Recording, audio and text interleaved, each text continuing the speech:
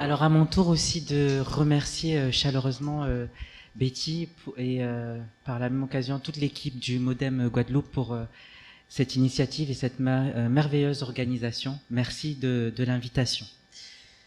On m'a demandé d'intervenir donc sur cette séquence donc qui est un témoignage sur femmes des Outre-mer, piliers de transmission, de résilience et d'engagement politique. Chères toutes, chers tous, si je dis à Mayotte, Mama Mlési, si je dis, et je te regarde, chère Marie-Reine, femme Jock en Guyane, et si je dis ici en Guadeloupe, et je te regarde, chère Betty, poteau mi-temps. Voilà. Ce sont des expressions qu'on utilise dans nos territoires qui veut dire tout simplement femme courageuse, femme résiliente, femme forte. Et oui, les femmes des Outre-mer sont des véritables piliers dans nos sociétés. Elles incarnent la transmission, la résilience et l'engagement politique. Ces expressions qu'on utilise de manière populaire dans nos territoires, eh bien, elles traduisent toute la même réalité. Pardon messieurs de le dire, mais sans les femmes, nos territoires ne tiennent pas.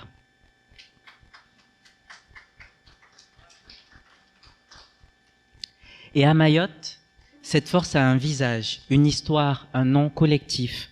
Les chatouilleuses. Je ne sais pas si vous connaissez les chatouilleuses ou si vous avez déjà entendu parler des chatouilleuses à Mayotte. Non? Si? Ben, ce sont ces femmes qui, pendant les années 60, 70, ont marqué l'histoire politique de notre île, de mon île, par leur courage et par leur intelligence stratégique. Elles ont mené des actions pacifiques, mais résolues à faire entendre la voix des Mahorais et à défendre le choix de rester français. Mais leur combat ne s'arrête pas là. Elles ont aussi ouvert la voie à une nouvelle génération de femmes engagées, conscientes et solidaires. Et à cet instant, je voudrais avoir une pensée aux premières femmes de Mayotte. Je voudrais avoir une pensée pour la première médecin, première députée, Dr Ramlati Ali. Je voudrais avoir également une pensée pour la première sénatrice de Mayotte, Salama Ramia. Je voudrais avoir également une pensée pour la première maire de Mayotte, Anima Ibrahima Roukia Lahadi. Je voudrais également avoir une pensée pour la femme conseillère départementale qui a été élue dès le premier tour dans son canton à Dzaoudzi l'Abattoir, Maïmounati Moussa Amadi. Et je pourrais vous citer plein d'autres femmes. Et je pense à notre famille politique, notamment à Farda Rachid, qui est élue à Kongou. Toutes ces femmes, elles ont porté ce combat. Et l'héritage que les chatouilleuses nous laissent vit encore aujourd'hui dans notre combat collectif et dans cette sororité qui unit les femmes de nos territoires malgré les distances et malgré les différences. Et à cet instant, je voudrais avoir également une pensée pour une amie qui s'appelle Bouchra, je ne voulais pas le citer mais je la cite, et qui me disait Cassandra, la sororité est universelle, universelle au-delà des mers. Et je trouve que cette phrase résonne ici dans les territoires ultramarins. La sororité est essentielle au-delà des mers. Merci. Les femmes de Mayotte sont comme celles des Outre-mer. Elles sont aussi des actrices économiques majeures. À Mayotte, 43,5% des créateurs d'entreprises sont des femmes. En Guyane, ce chiffre atteint le chiffre de 40,5. Pardon, en Guadeloupe, excusez-moi. En Guadeloupe, c'est 40,5 et en Guyane, c'est 37,7. C'est pas des chiffres anodins, hein. C'est pas anecdotique. Ça montre que dans nos territoires, l'entrepreneuriat féminin est un levier fort de développement et de transformation sociale. Nous, femmes, créons, innovons, embauchons, parfois avec peu de moyens, mais toujours avec une volonté inébranlable.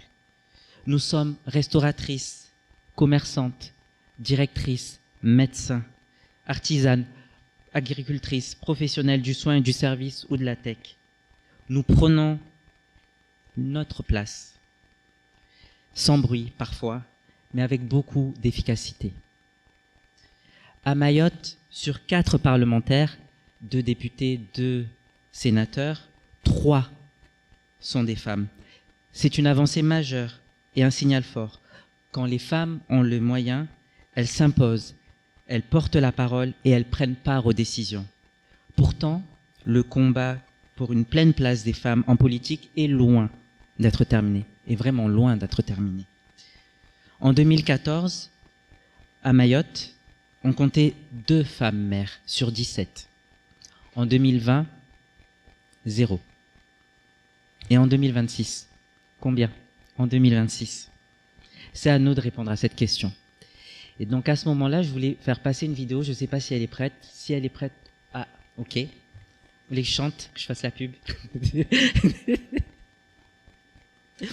Voilà, qui illustre un petit peu... je ne sais pas si on va la voir. Super, merci. Qu'est-ce que vous voulez que je vous dise sur Mayotte? Plein de belles choses. C'est un territoire de défi, voilà ce que je peux vous dire. On se relève petit à petit avec ce qui se passe avec Chido. Voilà.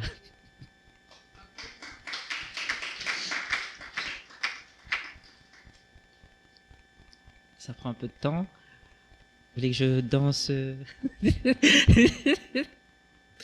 Ah super, je la vois arriver.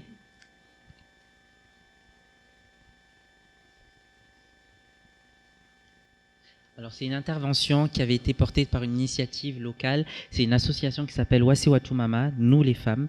Et on avait été invité 4 personnalités politiques pour parler un petit peu de la place des femmes en politique. Et j'avais évoqué... Oser prendre sa place. Parce que si on ne la prend pas, on ne la donnera pas dans ce milieu qui est baigné d'hommes. Moi, j'aime raconter cette petite anecdote. Je le savais, dans les meetings, dans les réunions, dans les grandes cérémonies, où on est assis un petit peu comme ça. Souvent, les premières places, ce sont les grandes personnes en toit haut. Voilà, les messieurs sont assis là devant. Et souvent, voilà, on est relégué 2e, 3e, 4e place. Et une fois, j'ai eu le malheur en fait de me mettre à la 2e place. C'était une place apparemment réservée. Et on m'avait bien fait comprendre en disant derrière. Derrière. Et en fait, une fois, je me suis exécutée, et la 2e fois, j'ai dit non, c'est pas possible. C'est ma place, j'ai envie d'être là.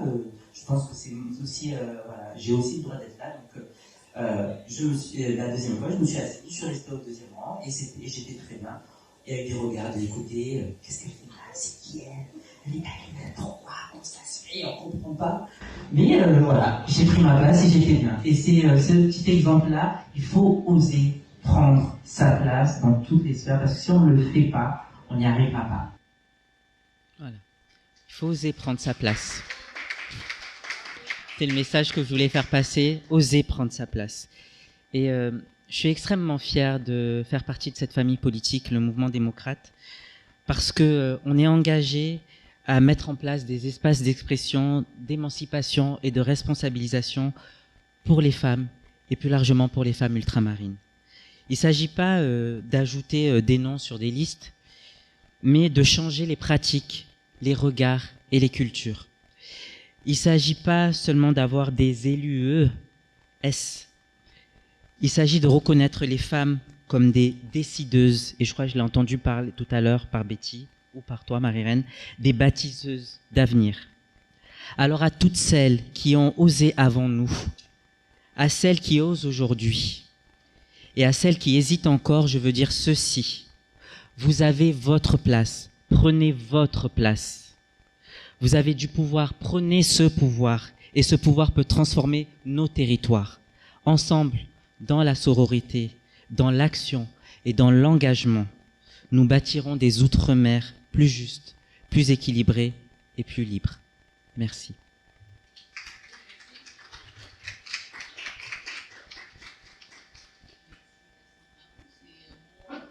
Et pour avoir nommé toutes ces femmes inspirantes pour ces témoignages, c'est très important pour nous. Y aura-t-il une autre personne dans la salle qui aimerait témoigner de son engagement? Alors, si les femmes ont déjà fait leur petit témoignage, je vais pouvoir demander à certains hommes s'ils pouvaient nous raconter un petit peu leur histoire avec des femmes inspirantes et comment ça s'est passé et qu'est-ce qu'ils peuvent faire pour intégrer justement nous, les femmes, dans leur milieu qui est assez fermé. Donc, qui est-ce qui ose? Monsieur Dessous.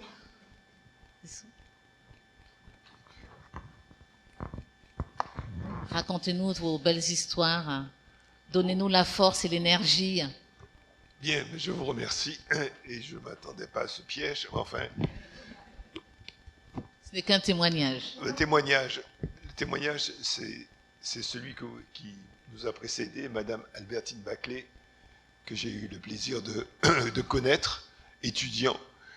Je ne savais pas très bien comment m'orienter et j'ai pu, grâce à elle, parce qu'elle était députée de la Guadeloupe à l'époque, et je vous assure que...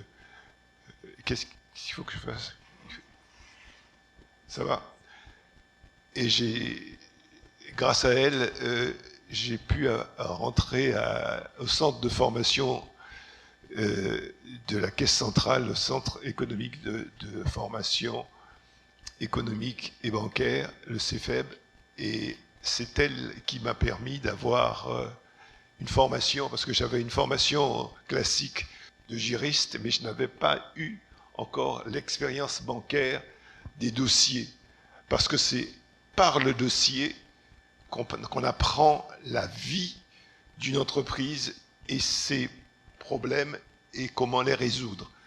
Et ce centre de la Caisse centrale m'a permis de découvrir beaucoup de choses, mais surtout une, parce qu'il n'était pas prévu pour les ressortissants de l'outre-mer français, mais il était prévu surtout pour les cadres des pays indépendants.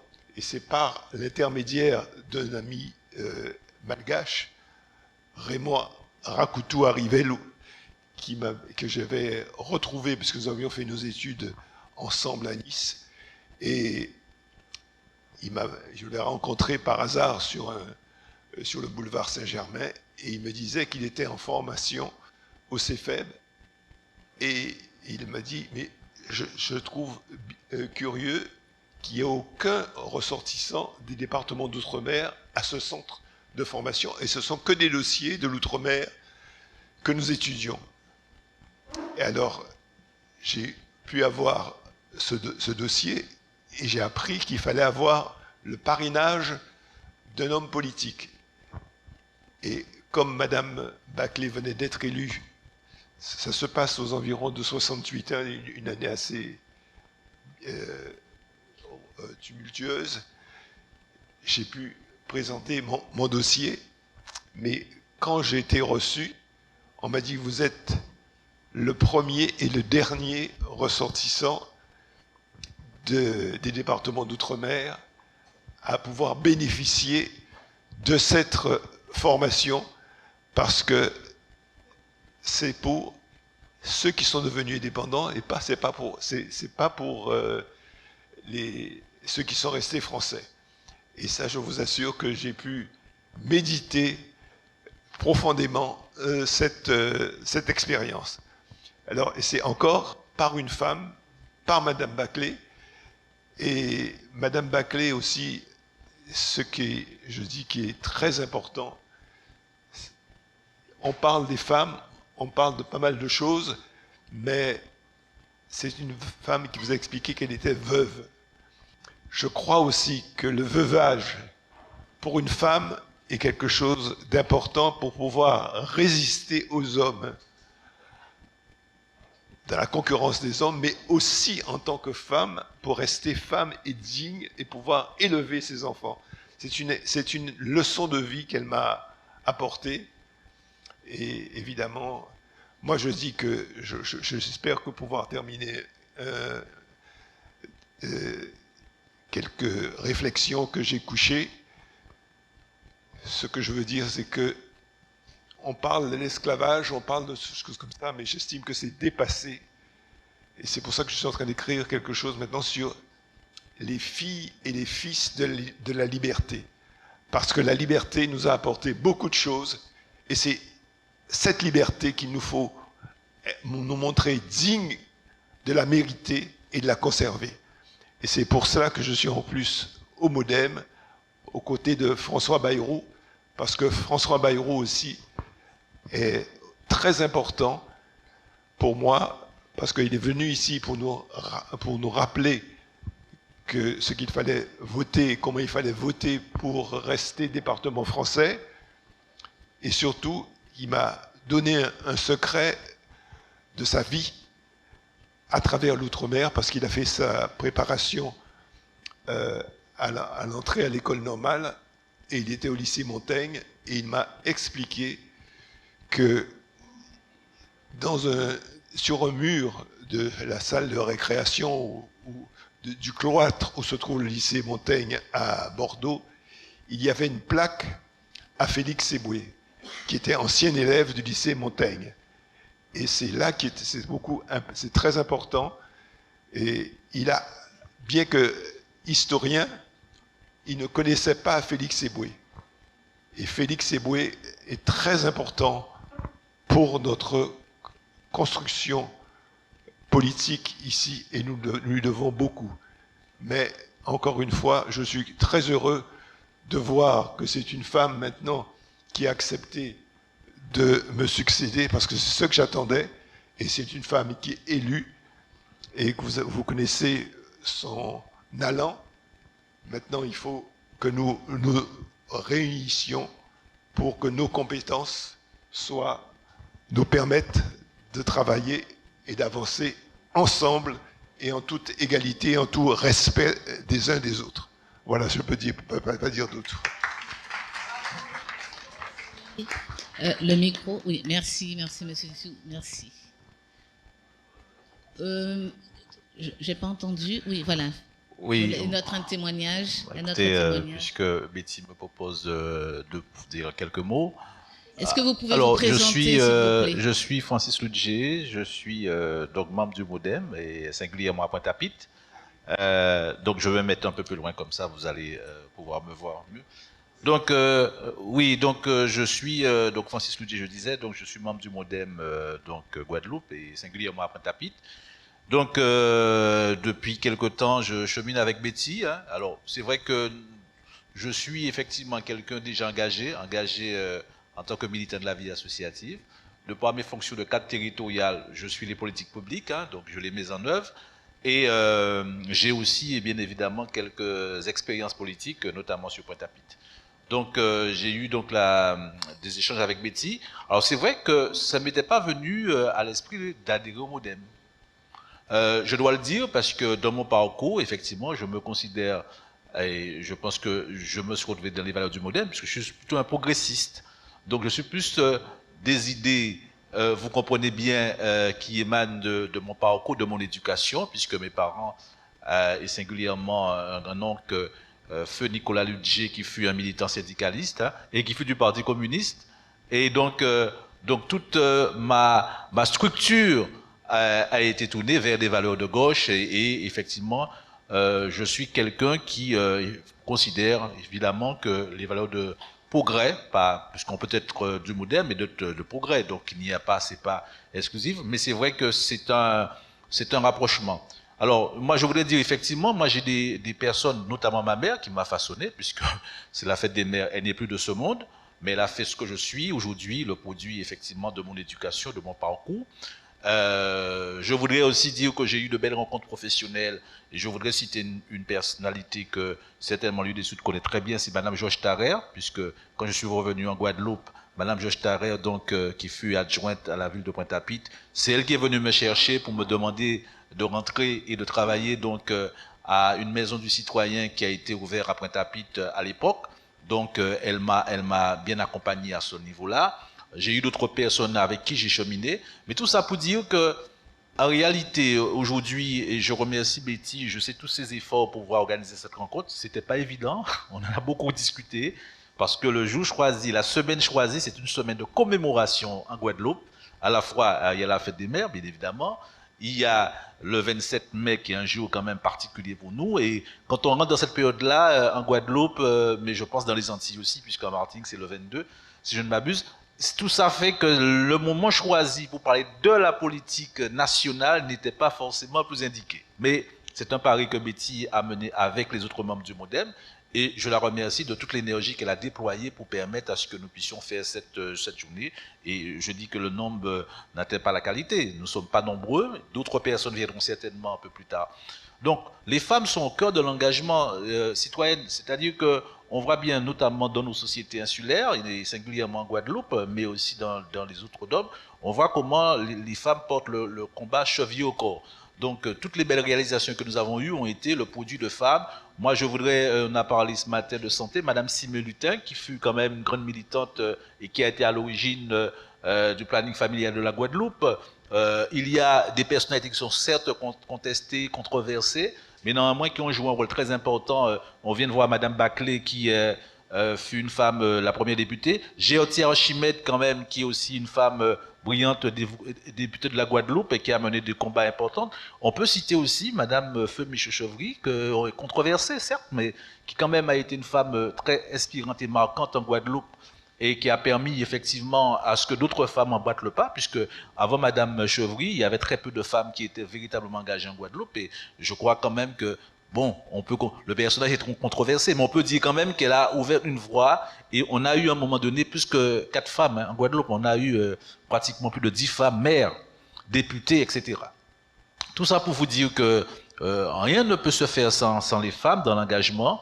Nous les hommes, nous sommes là, et je remercie mon épouse aussi, parce que vous savez, dans tout ce que nous faisons, il faut bien qu'il y ait quelqu'un qui nous supporte, qui nous écoute, qui quelquefois nos déceptions, nos peines, nos ambitions, il faut qu'il y ait quelqu'un qui partage ça, et c'est pas toujours évident, parce que quand on est engagé, regardez ce matin, nous sommes là, nous les hommes, et je sais que certaines femmes disent, mais encore ce matin, voilà. Donc c'est pour vous dire que c'est important que les femmes surtout, ce qui va nous arriver là, puisque nous avons un débat institutionnel en Guadeloupe, nous avons une réflexion sur le changement organisationnel de la Guadeloupe. Alors, ce débat-là, il est prégnant, et dans les jours, les semaines qui viennent, effectivement, le débat va beaucoup se focaliser autour de l'évolution institutionnelle, mais également aussi de tout ce que l'on voit aujourd'hui, les faits de société, puisque vous savez que, comme tout autre département, nous sommes aujourd'hui victimes d'une situation de violence. Et la place des parents est importante. Aujourd'hui, on voit bien comment nos enfants, peut-être, alors c'est un débat, le fait qu'aujourd'hui, l'éducation, nous avons beaucoup de familles monoparentales, de mères solo chez nous, et qui, quelquefois, ont beaucoup de difficultés à pouvoir donc élever seuls leurs enfants. Donc, on a vraiment aujourd'hui la volonté, la nécessité, l'obligation même de faire en sorte que les femmes soient beaucoup plus présentes au sein de nos assemblées, de nos collectivités, parce que chaque fois qu'une femme prend une direction d'une collectivité, on voit quand même un résultat, je dois le reconnaître, mesdames, parfois différent de les hommes, de la façon d'appréhender les problèmes. Donc, je ne peux que souhaiter, moi, que 2026 soit le moment où les femmes, véritablement, dans toutes les communes de la Guadeloupe, mais de l'outre-mer de manière générale, accèdent à des responsables. On en a besoin. On en a besoin. Vous êtes parfois, mesdames, un phare pour nous, et on souhaite que vous soyez beaucoup plus présentes dans nos assemblées pour permettre que parfois l'impulsion de nos autres hommes, parfois nos ambitions personnelles, ne prennent le pas sur l'intérêt général, parce que c'est vrai que vous avez un sens et une approche de choses de la vie qui sont totalement différentes de la nôtre. Voilà, je ne serai pas plus long. Merci en tout cas encore, Betty, pour cette belle conférence. Merci. On va donc remercier ces messieurs concernant les témoignages. Il ne s'agissait pas seulement d'entendre la voix des femmes, il s'agissait aussi d'entendre la voix des hommes, puisque nous vivons en société et nous avons tout un chacun cette part de responsabilité, quel que soit notre genre, quel que soit notre âge, puisque nous travaillons ensemble et c'est l'essentiel. Par rapport à ce que je veux rebondir, par rapport à tout ce qu'on a entendu, par rapport, bien sûr, Max Orville précisait que à la tête des idyles, il y a 8 idyles en Guadeloupe, 4 à Mayotte, non 2 à Mayotte et 4 seulement en Guyane. C'est vrai qu'il est difficile pour nous les femmes, et ça serait un thème général, hein, quels sont les principaux obstacles que rencontre une femme lorsqu'elle veut s'engager en politique. On en a plus ou moins vu un petit peu les contours dans les témoignages. Ce sont des choses qui sont pas évidentes. On a parlé aussi des impacts concrets de la participation des femmes en politique sur la société. Donc il faut aller beaucoup plus loin. On sait que les femmes sont inspirantes. On dit souvent que derrière un homme se cache une femme. Donc voilà, je pense que j'en suis même persuadée, parce que nous devons travailler de concert, c'est important. Il faut que nous prenions notre place, il faut oser, ce n'est pas évident. J'aurais juste, parce que là, il y avait cette question aussi qui concernait, sur les thèmes généraux aussi, la perception des femmes politiques.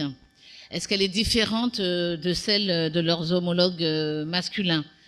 Donc, je ne sais si vous pouvez répondre à cette question, si vous avez une petite idée, ou si vous pourriez nous expliquer qu'est-ce qu'il en est. Il y aurait quelqu'un qui pourrait répondre à cette question? Qui aurait une idée? Pas particulièrement?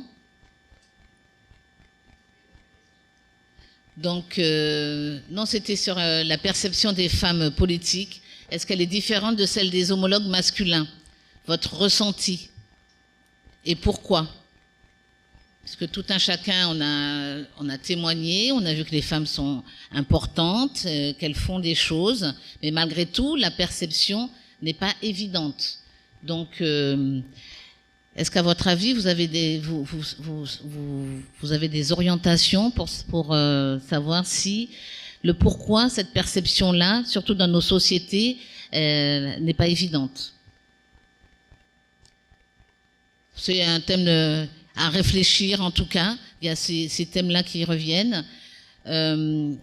Par rapport aussi aux femmes, est-ce que les jeunes femmes, elles sont suffisamment encouragées pour entrer en politique? Ce sont des questions qu'on peut se poser. Comment on peut améliorer justement cela?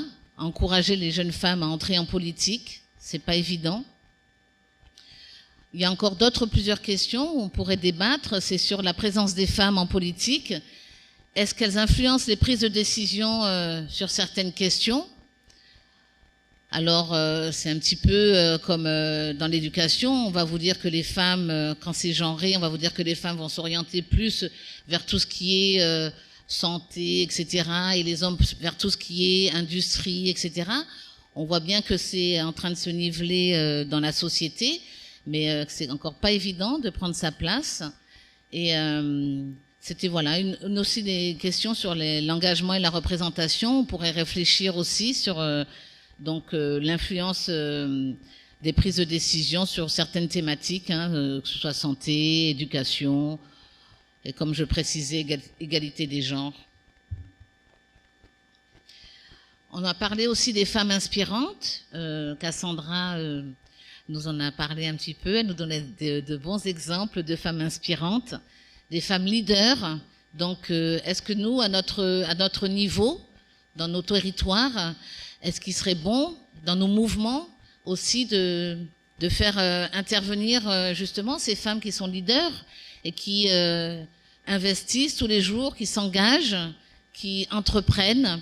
Je pense que c'est important pour l'image, restaurer l'image de la femme dans nos sociétés, puisque voilà, s'il y a des gens qui osent, je pense que c'est important de leur donner la parole et peut-être aussi de les préparer à cela, préparer à s'exprimer, à dire ce qu'elles font de manière passionnée, puisque quand on est inspiré, on arrive quand on est passionné, on arrive à tirer vers soi et se dire « Ah, magnifique, j'aimerais être comme ça, j'aimerais me lancer, j'aimerais… » Mais faut souvent un guide, faut souvent être conseillé.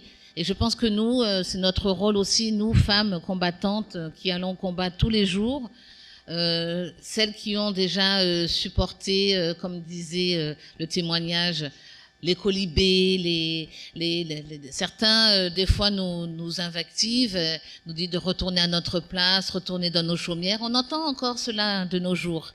Donc, je crois que c'est important aussi de pousser toutes ces jeunes femmes qui entreprennent et de leur ouvrir nos portes de nos mouvements, de nos débats, de nos réunions citoyennes. Voilà, ça c'était sur l'engagement, la représentation. Et alors, il y avait aussi une autre question concernant les politiques publiques. Malgré le fait qu'on met en place la parité, on se rend bien compte qu'effectivement, dans les conseils municipaux, effectivement, nous avons la parité, mais combien de femmes sont adjointes, combien de femmes sont maires, combien de femmes prennent... on a vu, les chiffres sont assez effarants. Et pourtant, pour avoir assisté à de nombreux conseils municipaux, nombreux conseils communautaires et des commissions, souvent, ce sont les femmes qui sont là présentes. Souvent, ce sont les femmes qui proposent. Donc voilà, ce sont des pistes de réflexion donc je vous parle pour que nous, on puisse échanger, partager, s'atteler à ces thématiques pour trouver des pistes de solutions et échanger nos idées pour avancer, évoluer. Voilà. Et puis il y a aussi quand même le rôle des médias. Donc les médias et la perception publique. C'est vrai que les médias, voilà, est-ce qu'ils jouent un rôle positif ou négatif dans les représentations des femmes en politique? Est-ce qu'ils nous soutiennent, nous qui nous engageons tous les jours? C'est des questions à poser aussi. À l'ère des réseaux sociaux, vous savez que maintenant tout passe par les réseaux sociaux, donc il est important aussi de se mettre en avant, c'est vrai. Il y a une question de visibilité, il y a une question de charte de l'engagement, il y a une question justement de tout cela, par rapport à notre engagement politique. Qu'est-ce qui est important de mettre en avant sur les réseaux sociaux, pouvoir communiquer, échanger, savoir sur quelle ligne on reste bien, qu'on soit clair sur ce qu'on veut. Et aussi par rapport à la perception publique aussi, il y avait aussi cette question, est-ce qu'il existe un double standard dans la manière dont les femmes et les hommes politiques sont critiqués? Voilà, je pense qu'aussi ça, ce sont des questions genrées, les représentations que tout un chacun peut avoir de notre société, qui n'est pas évidente, notre société en mouvement. C'est voilà, sur les discriminations, on est encore en 2025 à travailler sur les discriminations, malheureusement, mais il faut toujours lutter tous les jours, il ne faut pas abandonner. Voilà, c'était quelques pistes pour nourrir un peu notre débat, notre réflexion à nous tous. Et puis, je voulais vous demander si vous avez, vous, des pistes aussi ou des sujets de réflexion par rapport les femmes en politique. Voilà, en fonction du contexte, ce que vous avez rencontré, est-ce qu'il y a des sujets qui étaient prégnants? Est-ce que vous savez des sujets où vous avez déjà discuté de ces problématiques? Où avez-vous trouvé des solutions? Je ne sais si quelqu'un veut prendre la parole. Un petit complément, en tout cas des réflexions. Effectivement, je crois que pour l'engagement des femmes, c'est un sujet qui nous préoccupe beaucoup. Il y a deux cas de figure.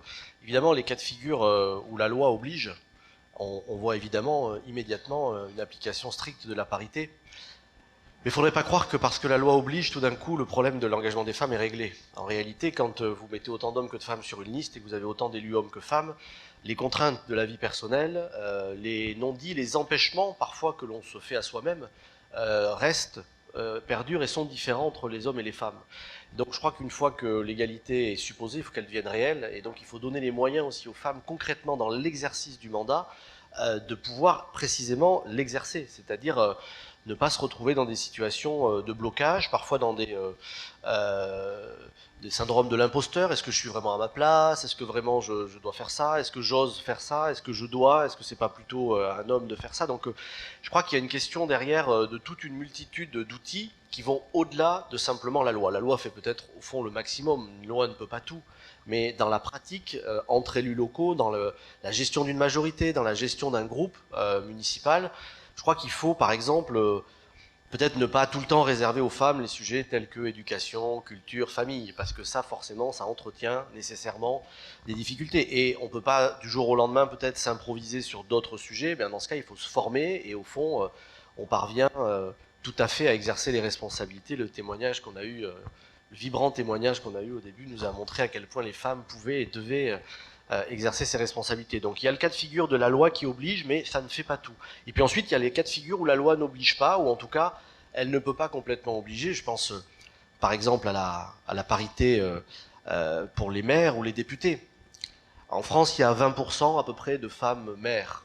J'observe d'ailleurs que les chiffres sont à peu près les mêmes quand on regarde autour de 20% ici en Guadeloupe. Pourtant, il y a une parité au niveau des élus municipaux, mais effectivement, il n'y a qu'un maire, il n'y a qu'un fauteuil de maire, donc ça fait des différences. C'est pareil à l'Assemblée nationale. Il faut savoir que les partis politiques payent des amendes très très élevées s'ils ne présentent pas autant d'hommes que de femmes. Précisément, c'est le financement public qui est décroché, qui est amoindri. C'est ce pourquoi nous avons tout fait pour présenter autant d'hommes que de femmes. Donc de ce point de vue-là, la loi fait son maximum. Mais ensuite, évidemment, il n'y a qu'un seul député et qu'un seul fauteuil. Donc dans ces cas-là, on n'a pas d'égalité, on n'a pas de parité. Et là, je crois qu'il y a un énorme chemin à faire de formation, d'explication, de pédagogie auprès des femmes et des hommes. À mon avis, c'est la clé. La loi ne pourra jamais obliger totalement dans tous les modes de scrutin, c'est absolument impossible. Ou alors on va aller à l'encontre d'autres principes démocratiques tels que la liberté d'exercer son mandat, tels que d'autres principes qui sont fondamentaux. Donc la loi, elle pourra jamais obliger, ça passe vraiment par une modification des cultures, ça passe par le fait aussi que quand vous vous présentez dans un parti politique, eh bien on vous donne l'accès aux responsabilités, on vous permet de vous impliquer. Ça passe aussi par le fait que quand vous allez vous retrouver dans une situation de campagne, dureté, d'âpreté des campagnes électorales, et bien le réflexe masculin, masculinisé ne doit pas l'emporter, c'est-à-dire qu'il faut aussi être capable de débattre, de parler, avec un peu l'esprit maman que j'aime bien moi, plutôt que sans arrêt l'invective brutale. Donc je crois qu'il y a toute une série de cultures à changer, et ça passe... Enfin, on a un petit bout de la réponse chacun dans nos manières de faire en réalité, voilà. Je vous remercie, Fabien. Rapidement, je voudrais tout juste dire quelque chose, Marguerite. Très bien. Oui, moi je voudrais quand même je me demande quand même si au niveau des textes de loi, on ne peut pas plus protéger les femmes qui entrent en politique. Parce que par rapport à leur atteinte même en tant que femme. Parce que je trouve que les campagnes, c'est l'un des freins aussi pour les femmes pour entrer en politique, parce que les femmes, l'histoire personnelle de la famille, elle est mise, je veux dire, en public, elle est mise en pâture, je veux dire. Alors non seulement votre parcours, surtout si vous avez eu un parcours en tant que femme, enfin au niveau de votre commune, etc. Donc toute votre histoire amoureuse, toute votre histoire professionnelle, elle est mise, elle est jetée comme ça en pâture, mais aussi toute votre famille aussi. C'est-à-dire que non seulement vos frères, vos sœurs, alors surtout comme moi, par exemple, j'ai une très grande famille de 10 enfants, mais alors c'est la vie de chacun, je veux dire, qui est mis jeté sur la place publique. Alors non seulement ça, mais aussi vos tantes, vos grands-mères. Et là, c'est pas tout le monde qui peut faire face, je veux dire, à cette violence, je veux dire, de traitement en tant que femme. Et moi, je trouve que par rapport aux hommes, ça ne se fait pas. Et pour les femmes, c'est beaucoup plus brutal. Alors ça, c'est une chose. Mais par rapport à ça, quand je dis la protection des femmes, quand par exemple on vous attaque personnellement, moi je vois dans les campagnes, on disait parce que je suis de la sécurité sociale, je vais supprimer les cartes vitales des gens. Ça allait jusque-là. Et là, quand vous avez dans les campagnes des personnes qui ne perçoivent pas bien tout ce qui est possible, qui ne connaissent pas la loi, eh bien, les gens pouvaient penser que j'allais leur arrêter leur protection sociale, tout simplement parce que j'étais de la sécurité sociale. Ou bien, par exemple, les gens disent, mais va voir Betty, elle va te donner des années de retraite, des trimestres de retraite. Et puis, si elle ne te le donne pas, eh bien, c'est qu'elle ne t'aime pas, ou bien, demain, fais attention, elle pourra te reprendre ta retraite. Donc, il y a ça. Il y a aussi, par rapport à cette brutalité dans la campagne, moi je me dis que peut-être qu'au niveau de la loi, on pourrait, de la même façon qu'il y a de la protection des élus qui existe de plus en plus, mais il faudrait trouver comment je veux dire, un aspect législatif pour protéger les femmes qui s'engagent dans des campagnes. Puisque c'est vrai qu'il y a une chose, la parité, mais je pense que ça ne va pas assez loin. J'ai pas d'idée sur la question, mais je trouve qu'il faut quand même trouver quelque chose pour protéger plus les femmes pour entrer en politique et pour être mère surtout, parce qu'elles peuvent être sur une liste, bien sûr qu'elles peuvent être sur une liste, mais demain être mère, c'est déjà un grand pas. Et c'est ce à quoi j'étais en train de penser sans avoir forcément une solution. Mais qu'on soit beaucoup plus protégé. Parce que c'est vrai que ça fait... S'il n'y avait pas ma mère, s'il n'y avait pas ma famille, si on n'a pas sa famille derrière soi, eh ben on ne retourne pas en politique quand on est aussi attaqué vis-à-vis de soi et vis-à-vis de toute sa famille. Voilà, c'est ce que je voulais dire. Oui, alors je complète, je suis totalement d'accord avec ce que tu viens de dire. Alors, les solutions, en revanche, à inscrire dans la loi, elles sont difficiles à concrétiser parce qu'on on a tous bien à l'esprit la difficulté, on a des sentiments partagés, on voit bien le problème, mais la solution concrète qu'on peut inscrire dans une loi, elle est parfois un peu compliquée.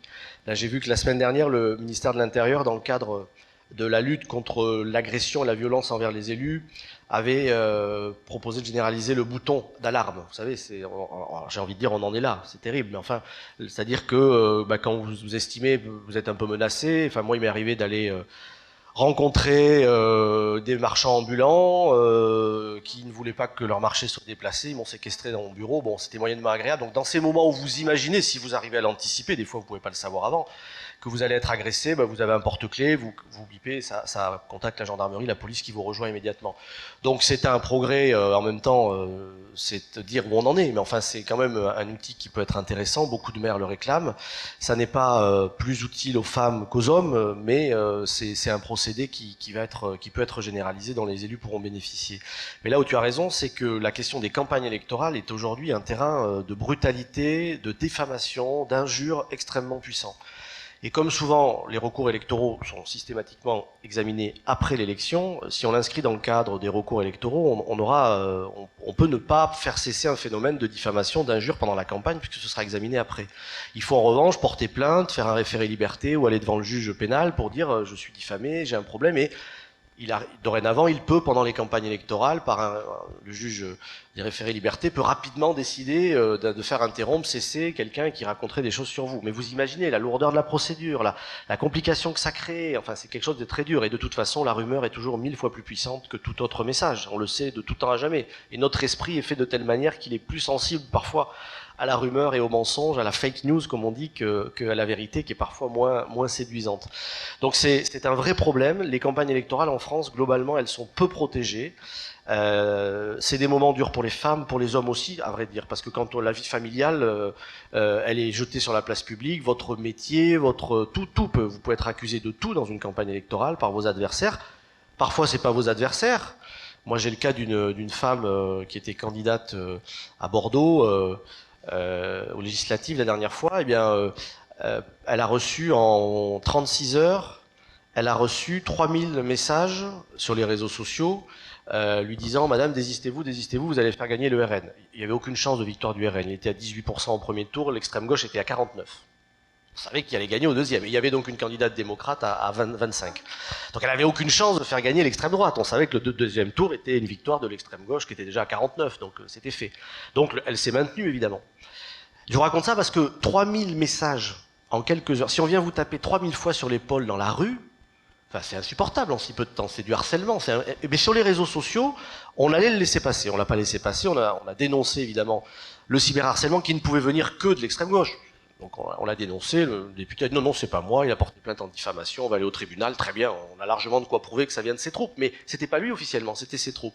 Et ça aussi c'est terrible, les entourages dans les campagnes électorales, on envoie les militants comme des meutes qui vont, et c'est d'ailleurs la meute le titre d'un livre, que vous aurez sans doute remarqué, et c'est ça l'idée, c'est de dire on jette la meute sur des gens, par des comptes anonymes, qui vont vous harceler, critiquer, raconter n'importe quoi, et malheureusement calomnier, il en restera toujours quelque chose. Donc c'est vraiment, je crois que ça dépasse la question uniquement de la place des femmes, même si effectivement c'est durement vécu, particulièrement par les femmes, mais les campagnes électorales en France doivent être, à mon avis, un peu mieux encadrées sur ce qu'on peut faire ou pas faire.